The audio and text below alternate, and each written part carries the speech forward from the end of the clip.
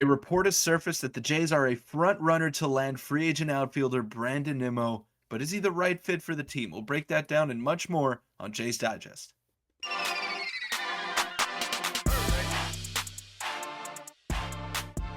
What's up, Jays fans? I'm your host, Peter Vryonis, alongside co-host Nick Gosse. Got a lot to get into today, a lot of rumors, but first I want to thank you all for the support that we've been getting. It's just been unbelievable and couldn't have done it without you guys. Yeah, like you said, could not do without you guys. All the comments, all the likes, they don't go unnoticed. Thank you guys so much. Quick reminder, 84.8% of you guys who are watching are not subscribed. So if you like daily Jays content, make sure you hit that subscribe button as we're getting close to 2,600 and we'll get to 3,000 before we even know it. And we couldn't do it without you. So thank you for that.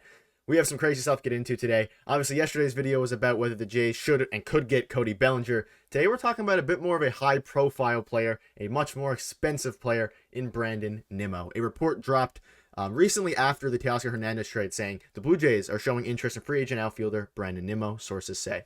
The trade of Teoscar Hernandez has freed up a spot in the Toronto lineup to add the left-handed bat they've lacked. Now, that was followed up by a report today by Mike Boboa.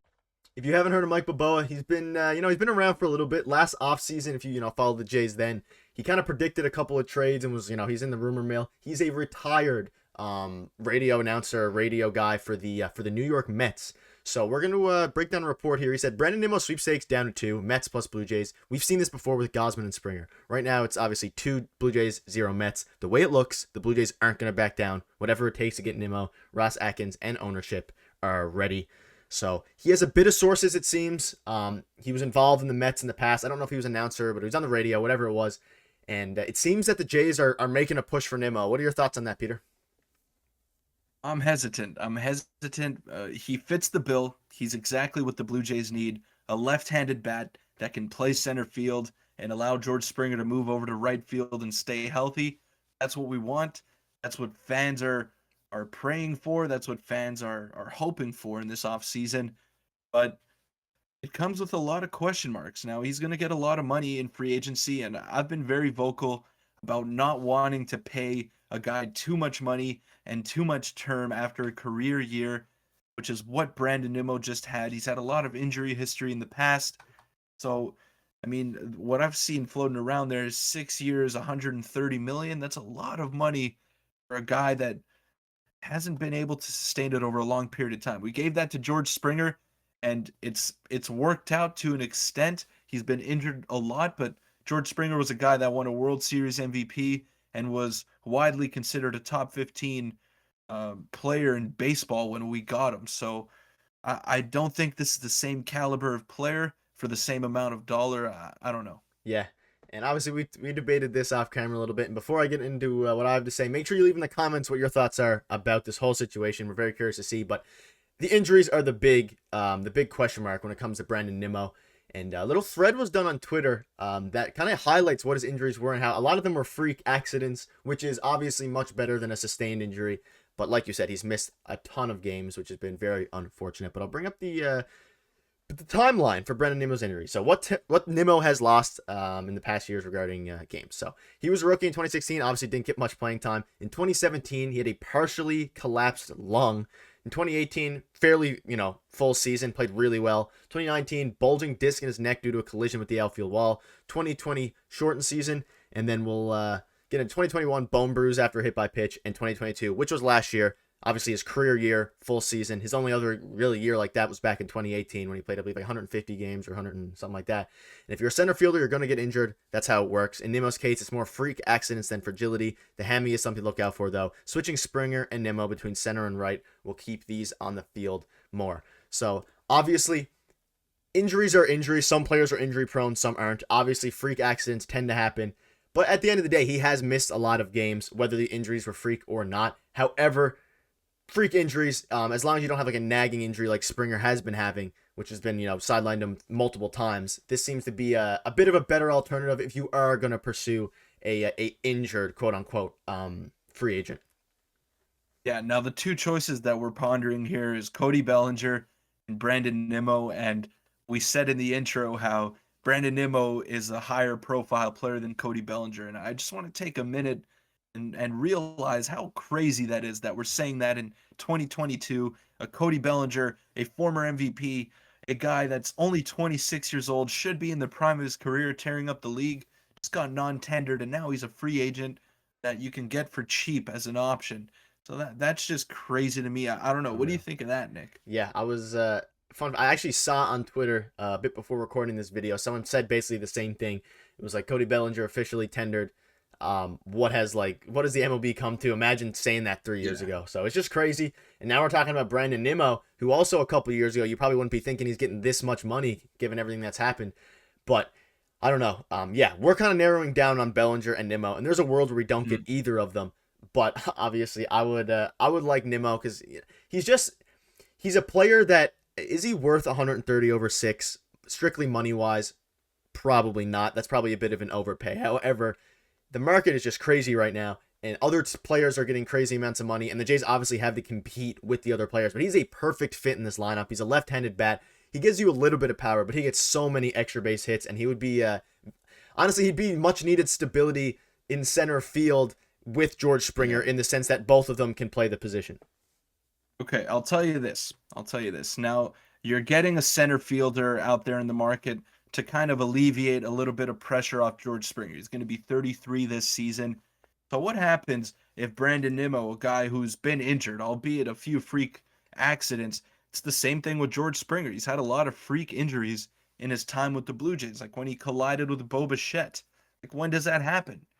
It doesn't happen very often. So let's say Nimmo gets hurt and he's 29 years old. He's no spring chicken. He's not 24 years old.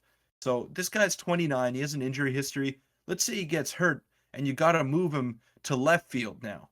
And George Springer's in right field in the final years of his contract. Now you have that same problem again, and you're paying your left fielder who only hits 15 home runs, which Nimmo's not a power hitter. That's not what he is. So Nimmo, who is a 15 home run per year type guy, your left fielder now, you're paying him a lot of money, 20, $22 million, whatever it is. And now you have the same problem. You got to look for a center fielder yet again. So that's my issue, is that can he stay healthy? And is he, yes, he might be a better option than Springer right now in center field, but I don't know if you can count on this guy to stay healthy over a 6-year contract. I don't see it. Yeah, it's a good point. And again, that's the question with Brandon Nimmo. But you kind of have to evaluate the alternatives at this point. And obviously, Bellinger is one. We talked about him, I guess, in yesterday's video. But yeah, you're paying for probably the first 3 to 4 years of solid, hopefully solid center field production. Then if he follows a left for his last couple years of his career, it's not the end of the world because you're still getting you have your 3-year window. But obviously, like you said, he's been injury prone, albeit freak accidents. If he gets injured in the first couple years of the contract, then what? However, the other option, I guess, would be to trade one of your catchers for a center fielder or a fielder like Lars Nootbaar or Dylan Carlson, someone like that, or an outfielder. But then I guess you kind of still run into the same thing if they do get hurt, albeit they have a less chance to do so in theory. Hmm. It's this really complicated question when it comes to Brandon Nimmo, but I think Ross Atkins at this point, especially by trading to Oscar Hernandez, he just wants to go for it. It seems, and it seems that no matter what happens, he'll be fine with the outcome. And he signed Ryu, who was aging. Yeah. He signed Springer, so he doesn't seem too worried about the past injuries. Yeah, well, my thing is, yeah, Nimmo's obviously the top free agent target for the Blue Jays. But if I'm Ross Atkins, I'm not Ross Atkins. That's why I'm here talking on Jay's Digest. But my main target is Brian Reynolds. I'm doing whatever it takes to get Brian Reynolds from the Pittsburgh Pirates. That's the end of my story right there. I'm I'm giving up Gabby Moreno. I'm giving up whatever I need to give up to get Brian Reynolds, who is a switch hitting center fielder, guy with so much power, guy with speed. That's who I want on my team. Yeah, he's unbelievable. And I think the question is he available? I don't think so. I don't He know. might be. And But again, you gotta make the oh, call. You 100%. gotta make the call if you're Ross Atkins. And I think he probably does, and he explores his options.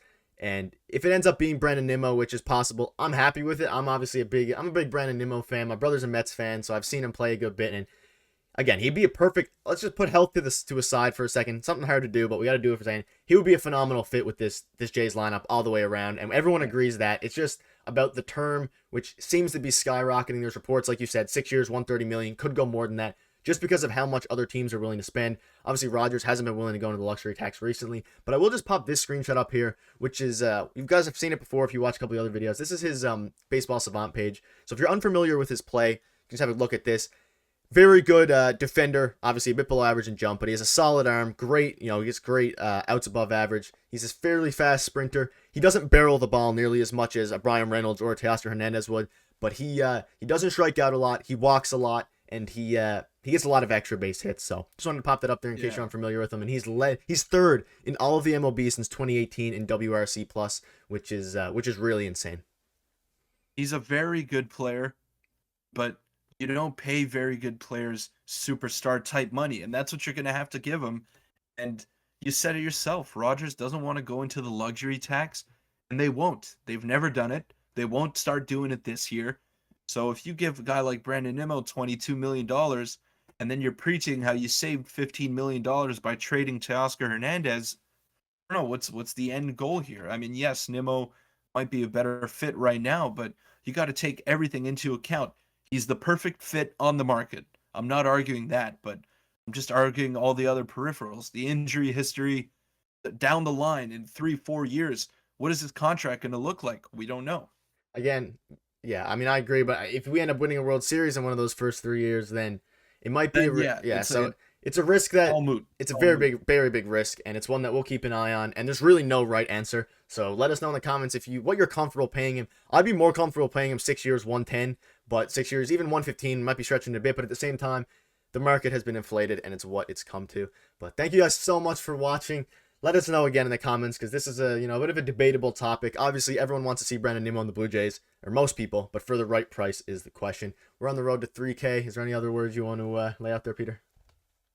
Yeah, there's definitely a lot of discussions to be had on this topic, and we want to know your opinion. So let us know in the comments down below. We'll do our best to try to reply to as many as we can without letting our own personal biases get in the way. So we'll let you know who's replying to you, and you won't be blinded to that fact. See you guys tomorrow.